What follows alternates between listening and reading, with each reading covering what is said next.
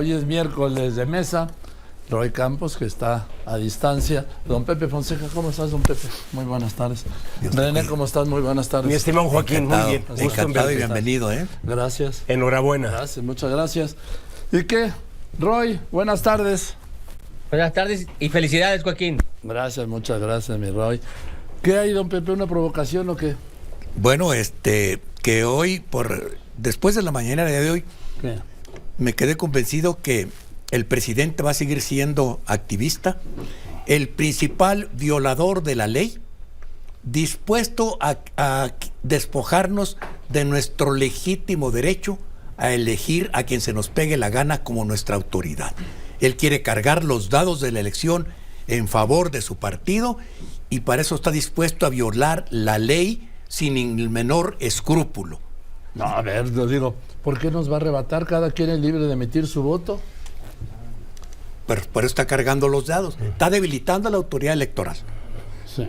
Ya por consigna el Senado ya rechazó las dos ternas que le mandaron, 3 mujeres y 3 hombres, para llenar la vacante que queda el 30 de noviembre en el Tribunal Federal Electoral. Y hay 18 juntas electorales locales que están incompletas porque los gobiernos locales, estatales, por consigna también, no las están cubriendo las vacantes. Está debilitando a la autoridad electoral y va a tener menos autoridad, menos dientes para poder sancionar las violaciones que piensan hacer a la ley. Ahora, todo el oficialismo. Es posible que esté intentando eso, así son las señales, pero hay que señalar que a diferencia del INAI, que necesitó un fallo de la Corte, el Tribunal Electoral del Poder Judicial de la Federación está vacunado. Puede sesionar con un pleno de 5. René. Afortunadamente sí, Joaquín, y por decisión de la Corte y por la petición de ellos mismos. Pero bien apunta don Pepe, estamos en el momento de que se sigue fugando hacia adelante el presidente, exacerbando la campaña permanente, exacerbando su posición como primer comandante en jefe, Joaquín, de la campaña. Pues claro que exacerbando, porque ha sido del día 1, desde el primer minuto hasta este momento, su continuidad. La cuestión ha sido la agitación de la polarización, de la división, de confrontar las diferencias, Joaquín, y que a este momento, hacia lo que menciona don Pepe, es que el presidente se sigue asumiendo no como un factor de contención, ya no vamos a hablar de prudencias y templanzas, no, sino como un factor que si hubiera desenlaces no deseados en la elección del 24, probablemente lo que más indica por lo que ha sido su conducta y su práctica política, no sería un factor de certidumbre, sino pudiera convertirse en parte del problema, si no es que el provocador de acuerdo a ese desenlace. René, Roy. A ver, Joaquín, mira, tenemos que estar conscientes de algo. El presidente conoce la ley, sabe el límite, pero también sabe que él, López Obrador, es el principal activo de Morena. Sabe que Morena significa López Obrador. 4T significa López Obrador. Se sabe, y entonces está tratando de prever lo que es una campaña de cambio. Es decir, que el cambio no le gane. El deseo de cambio siempre está inherente del ciudadano. Entonces, él va a estar en el banquillo. López Obrador va a estar en el banquillo de juicio, pero él no quiere que se le juzgue sobre si ha resultado su gobierno o no ha resultado. No quiere que se le juzgue por la seguridad, por la salud, sino por la intención de cambio. Entonces, en ese sentido, López Obrador permanentemente desde la mañanera va a hacer campaña para decir: nosotros somos el cambio, nosotros estamos cambiando al país y venciendo al status quo, a los conservadores. Entonces, López Obrador sabe bien que está en campaña política. Por primera vez, desde que tengo memoria, la campaña electoral va a estar más centrada en el presidente que en los candidatos. Por supuesto, él lo ha hecho así lo ha diseñado, don Pepe. Es que para empezar, lo hemos dicho muchas veces en esta mesa, el presidente ha concentrado el poder y conste quiero dejar claro, este conservador, al cual no le importa que me digan reaccionario, porque me han dicho reaccionario desde que tenía 16 años, así es que me vale gorro. Pero entonces... ¿Y si era reaccionario a los 16 años? Por supuesto. Y sigo siendo reaccionario, no tanto como los 16 años, pero sigo siendo un reaccionario. ¿Reaccionario o conservador? Reaccionario y conservador, merezco todos los motes que me quieran poner. Pero tú ¿cómo te ves? Simplemente conservador. Eso Fíjate, una contradicción, soy una paradoja. Soy un conservador progresista, ¿eh? Bueno, pues puede ser que no es paradoja. Bueno, y quiero dejar aclarada una cosa, para la gente que nos escucha, que a veces la pasión con la que uno dice las gente mal juzga. Yo le reconozco al presidente tres cosas, nada más, tres, hay muchas más, pero le reconozco una, que rompió el mito de que el salario mínimo no se podía aumentar sin desatar inflación. Lo rompió, hay que reconocerlo. Es un caso de justicia. Le reconozco lo de las pensiones a los adultos mayores y a las personas con discapacidad. Y le reconozco, aunque haya sido de la manera equivocada, que hizo a toda la nación voltear hacia el sureste, la parte olvidada, el otro México que ha estado al margen del desarrollo. Pero al mismo tiempo también le reconozco sus pulsiones autoritarias. Ya se nos olvidó, citado en esta mesa, yo lo cité al presidente, nadie me desmintió, cuando desde el despacho de la jefatura de gobierno le dijo a la dirigencia perredista, ya no podemos aprobar más organismos autónomos, más autonomías, porque lo único que se hace es hacerle cada día más difícil, y apuntando a Palacio, cada día más difícil gobernar al presidente de la República. Así es que ahí está cantado lo que iba a hacer, tampoco nos demos por sorprendidos. No, a ver, nadie se tiene que sorprender del presidente López Obrador. No. ¿Por qué? Porque todo lo que... Bueno, él no estrena, ¿sí? Él repite. Sí. O sea, y segundo, él dijo que iba a hacer el Tren Maya. Él dijo que iba a cancelar el aeropuerto, el Naim. Él dijo que iba a hacer la refinería. Él dijo que iba a hacer el tren transísmico. Tiene pendiente lo de, entre las cosas, de Dinamarca, ¿no? Bueno, es que está re lejos Dinamarca.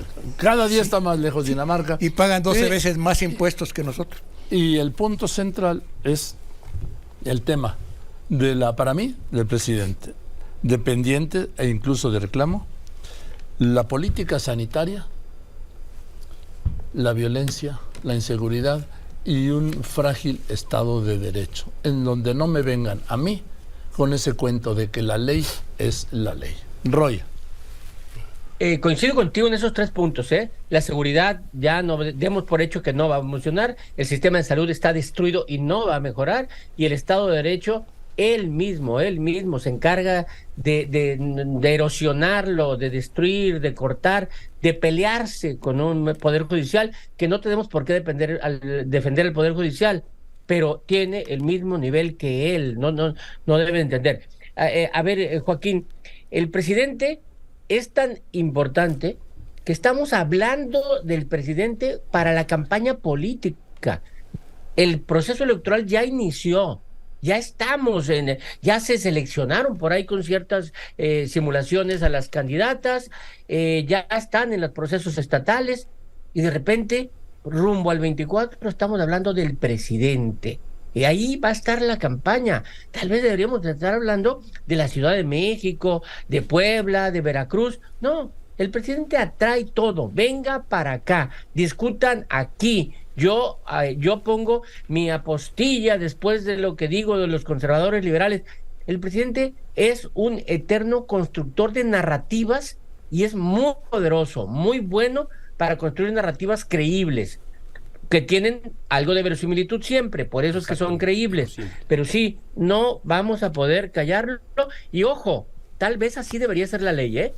No más que no es la ley así. Bien. En torno a lo que decía Roy, por supuesto, el presidente es un gran constructor de narrativa. Sin embargo, está lo pendiente de erigirse como un gran hacedor, como un líder constructor creativo de gobierno. Por eso al final uno dice, ¿qué viene? Bueno, lo que ya está como resultados en claroscuros, donde son más los oscuros que los claros. Así conforme se acerca el sexenio, ya en su último año, Joaquín, este poderoso presidente, sin embargo, no ha logrado trascender su contradicción insalvable, que es, se puede reconocer, un grande de la propaganda, pero de baja estatura en la gerencia administrativa y de resultados por parte de construcción de gobierno.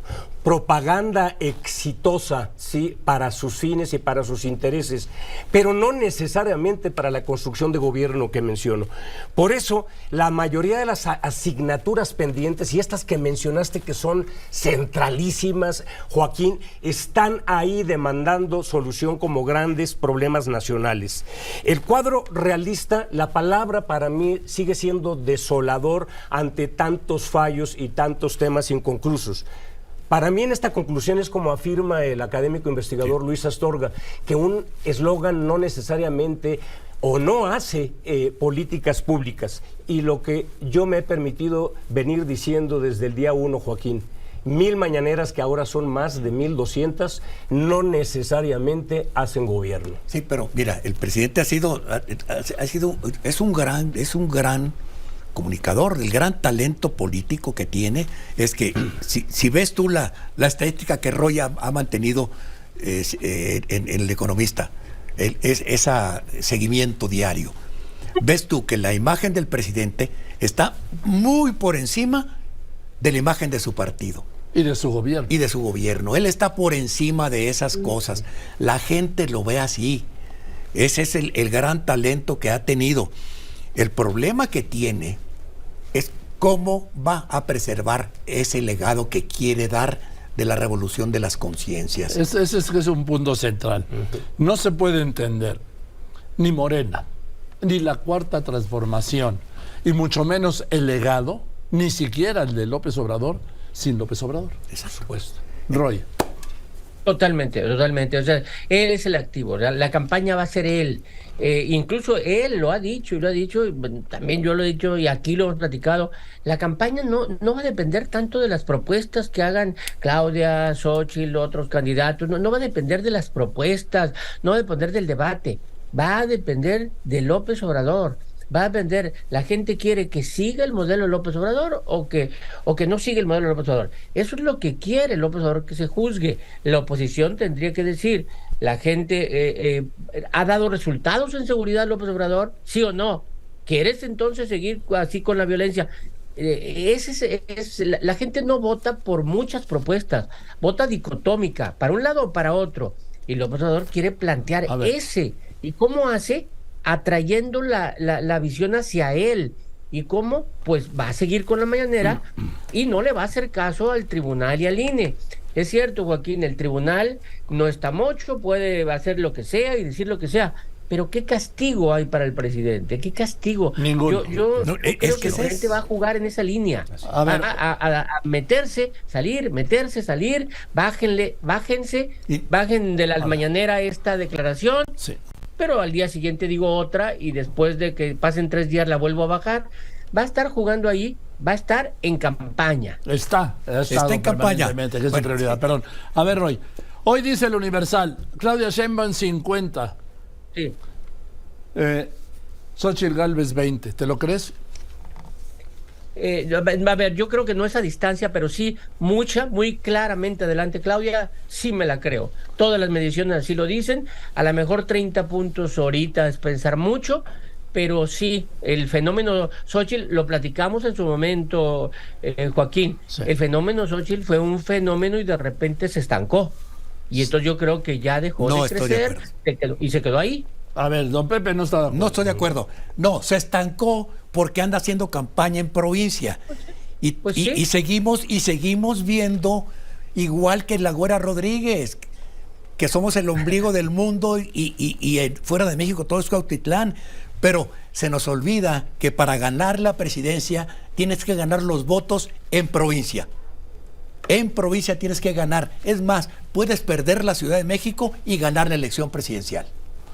Lo que sí ha sucedido y que lo hemos mencionado en otras ocasiones, sobre todo Roy ha subrayado, Joaquín, es que el presidente hasta este momento ya se ha explicado con todo el aparato del Estado, con el uso y abuso del mismo aparato, va ganando la partida hasta este momento. ¿Por qué? Porque con ese poderío ha contado más que la oposición y el Frente y la misma Xóchitl la historia de ella, y nunca te debes dejar que el adversario cuente tu propia historia, porque la va deformando siempre. Xóchitl sí. Llega un momento en que ya tendrá por necesidad que dejar de funcionar como senadora y lucir más candidata. Se sabe que es competitiva, que es disruptiva, pero en este momento, Joaquín, lo escribiste hace 3 semanas o más antes de que te fueras de vacaciones. ¿Qué es lo que viene? La fortaleza del armado, de la gerencia administrativa de la campaña, quién es realmente el coordinador y el jefe de la misma, y cuál es el mandato de disciplina de la campaña misma, de la propia candidata y del mensaje. ¿Por qué? Porque se es responsable de lo que se dice, y mucho cuidado qué se dice y cómo se dice, porque si no, sobre todo cuando te equivocas, operarán de manera absoluta en tu contra y se seguirá usando a lo largo del tiempo. No nos engañemos tampoco. Nos dan esa cifra de 50%, pues la señora Sheinbaum tiene el problema de que tiene que salirse de la gigantesca sombra del nogal de la presidencia, del nogal de Palacio. No, hombre, pero sí, está muy cómoda. Sí, está ahorita cómoda, pero ya empezó a sentir la resistencia que tiene ahorita en la Ciudad de México para la candidatura que ella escogió. Sí. Se está enloqueciendo otra vez las tribus.